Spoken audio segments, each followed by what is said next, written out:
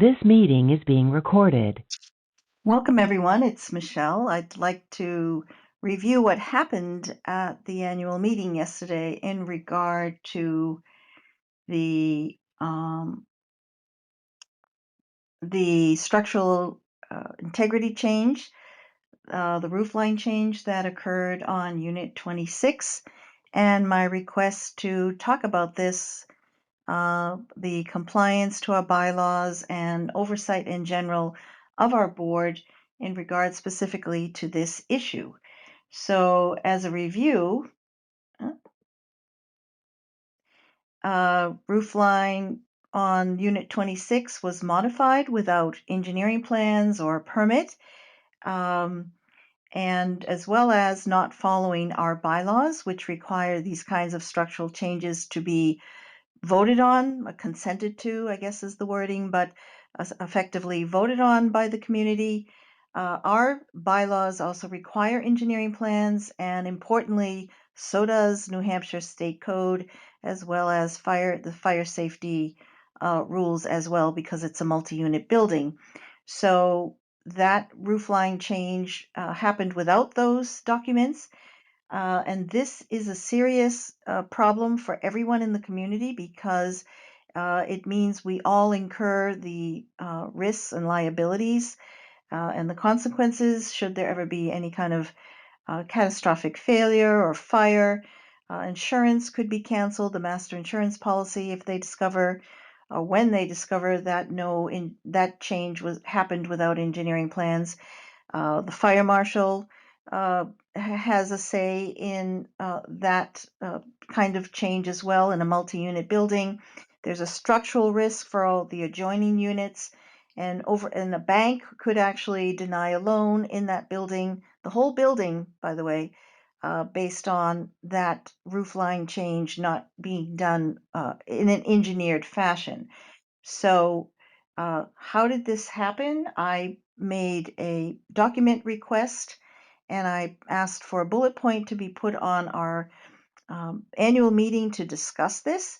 During the annual meeting, I also was asking about the cost of this because I was unclear yet how much we paid and whether the homeowner paid and how that was all decided. Uh, we learned when I first requested information, it's approximately 9K of costs that the association incurred. The first description was that it was a roof leak that was patched. That I snickered because, of course, 9K for roof patching for a leak is excessive. The homeowner at this point, I believe her name is Carolyn, I'm not sure, so I'll continue to call her the homeowner, did pipe in because I think one of the board members said it was a leaky window, and the homeowner piped in and said it was not a leaky window. That was not the case. It was the roof that was leaking. So, I mean, of course, none of this was public before it all happened. So we would have had this discussion in public had the board followed our bylaws.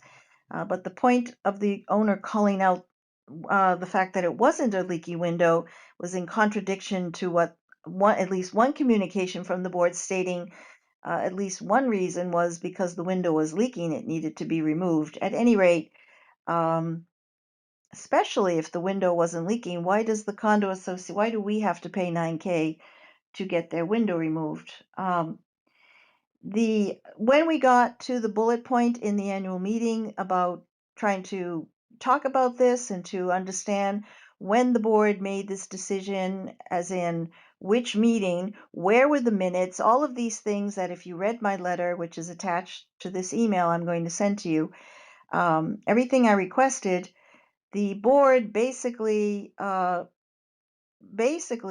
kept silent. They did procedural stonewalling. They literally just said the lawyer responded. That was their whole. There was nothing else said. So this is called information gatekeeping, because by stonewalling, by saying the lawyer responded, but by not sharing what the lawyer responded and what the argument was, just by stating that and keeping that as some kind of a answer to all the questions, which it's basically they're avoiding accountability. They didn't want to talk about it yesterday, In fact, when Melinda tried to kind of clarify what the lawyer said, which would have made at least, which would have been at least a little bit of talking about it, Matt told her to be quiet. Okay, so we all witness this, and this is happening all the time, folks. Okay, if you go to the other meetings, there's only 4 a year.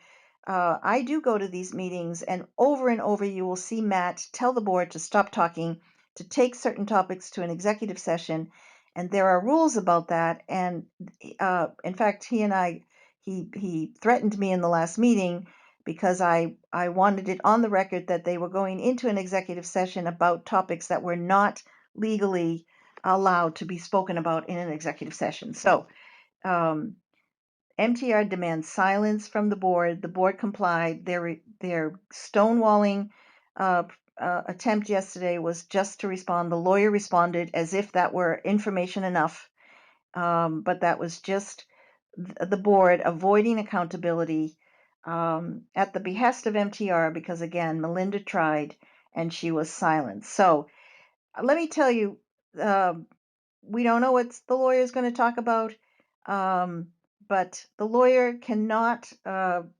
deny, there's no engineering plans, there's no permit. The insurance company will care, they won't give a hoot how the board made this decision. They don't care. The insurance company, well, actually, they do actually care about the bylaws, but they're going to care more about the engineering plans. The fire marshal will care about the engineering plans. The bank will care about the permit and the engineering plans. So um, this was a non-response from our board, encouraged by MTR. Um, MTR doesn't like oversight, and the fact that New Hampshire condo law requires that all owners be responded to within 15 days for any record requests, and it's been over 6 weeks and nothing has happened.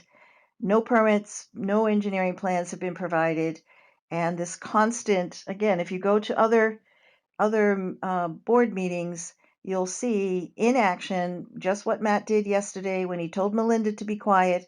He does this often. He'll tell the board to stop talking and to take it into an executive session whenever he feels like he doesn't want to talk about things in front of owners. So this is illegal. Um, we shouldn't have to put up with this.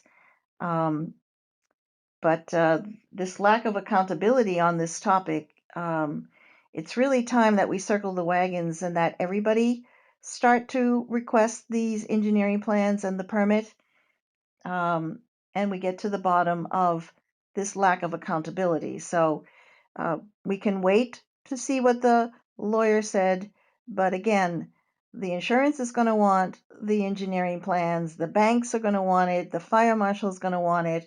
So whatever, you know, stating that a lawyer responded without telling us what the lawyer responded about, the lawyer is not going to have any say over or any authority over these engineering plans and the permit. So it's going to be a moot point. I think partially what the New Hampshire condo attorney is going to talk about is why this decision was made without minutes, secretly or privately, however you want to call it.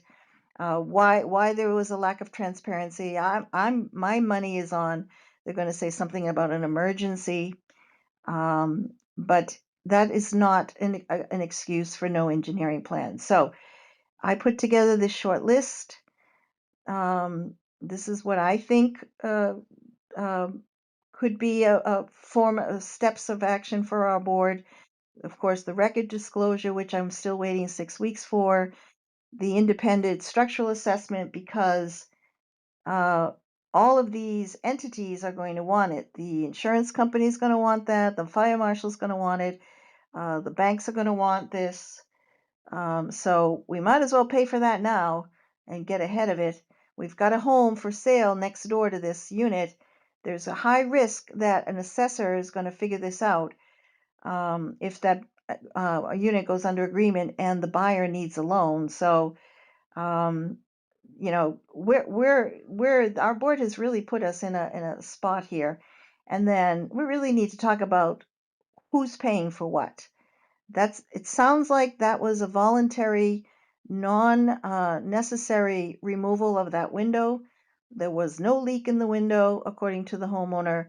Why does the association pay for that? So um, I think all of us should be sending a request to the board slash MTR for the engineering plans. Let them know that I'm not the only one that cares about this topic. It's easy to silence one, but if there's even just one other party that is wants some accountability from our board beyond this, the lawyer responded type of stonewalling, um, just send a letter. Send a letter, and we pay high enough prices that these types of responses, we should not accept these. We should be getting better than what we're getting. So uh, I would suggest that everybody, or even just one other person, request copy parts of my letter, copy the whole thing, and also request the records to let the board know that they're accountable and we want an actual response. So thanks for listening. I wanted to get on the record, especially for those who weren't there to see the stonewalling and MTR silence our board around this topic in person. I just wanted everyone to at least hear about it. Thank you.